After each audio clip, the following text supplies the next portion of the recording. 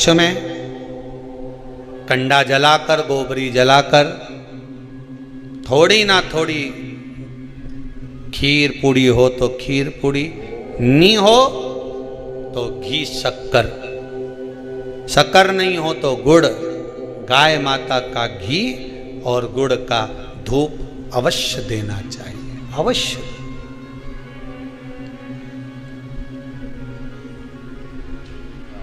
कितना सुंदर वृतांत आता है महाराज।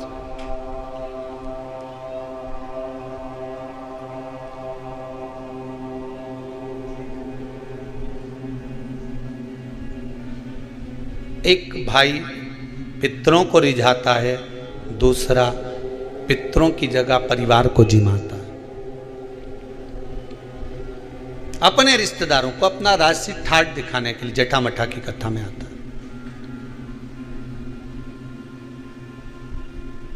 पर श्राद्ध भी करो, कभी भी जिंदगी में याद रखना, श्राद्ध भी करो तो उसमें दिखावा मत करना। दिखावा करने के लिए दुनिया में बहुत सारी जगह है। शादी ब्याह करना तो कर लेना दिखावा, किटी पार्टी करना तो दिखावा कर लेना, पर जिस दिन कई कई जगह तो बार-बार 6 मासी 12 मासी या पाटा मिलाएं कि नहीं मिलाएं, उसमें भी कंपटीशन करने लगे। श्राद्ध पाटा मिला रहे हैं, 6 मासी कर रहे हैं, 12 मासी कर रहे हैं, 13वां कर रहे हैं, 12वां कर रहे हैं, उसमें भी कंपटीशन। नहीं नहीं नहीं नहीं, पितरों का अगर कोई कर्म कर रहे हो, पूर्वजों का अगर कोई काम कर रहे हो तो उसमें बिल्कुल दिखावा मत करना। ब्राह्मण को भोजन करने बिठाओ तो उसके सामने भी दिखावा मत करना कि महाराज जी बताओ, तुम बता दो मैं जो बना लूँ, हमारे यहाँ तो सब कुछ है, ने दही भी रखा है, ने रायता भी धरिया है, ने ये भी धरिया है, तुम बोलो तो सही तुम्हें क्या खाना है, सब ला के धर दूँ तुम्हारे सामने, बोलो। दिखावा नहीं, कभी दिखावा नहीं। दिखावे से छूट जाओ। भगवान की भक्ति अगर धारण करना है तो दिखावे से वंचित होगा।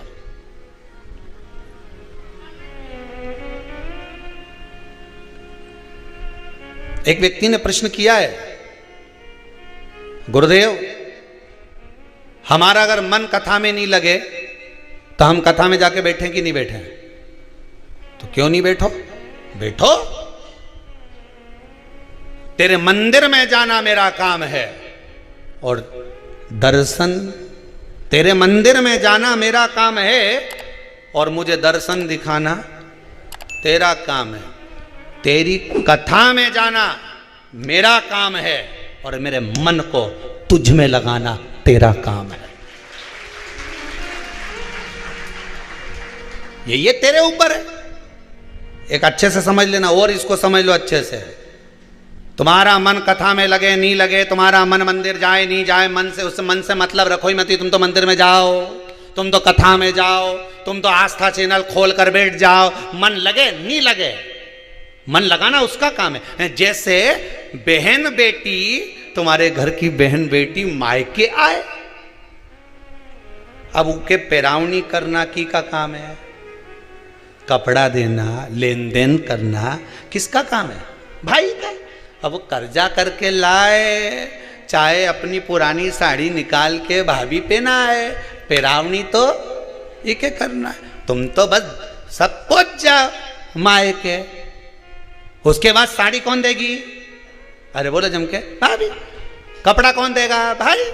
अब वो के घर में तो है ही नहीं, कहां से ला के दूं? तो बहन आई है, तुम्हारी बहन तुम्हारे दरवाजे पे आई है, कुछ तो देना पड़ेगा। ने छोरा छोरी के भी लिए, भांजा भंजी के 5-5 रुपया दो, 50-50 दो, पर देना तो अरे बोलो जम के पड़ेगा।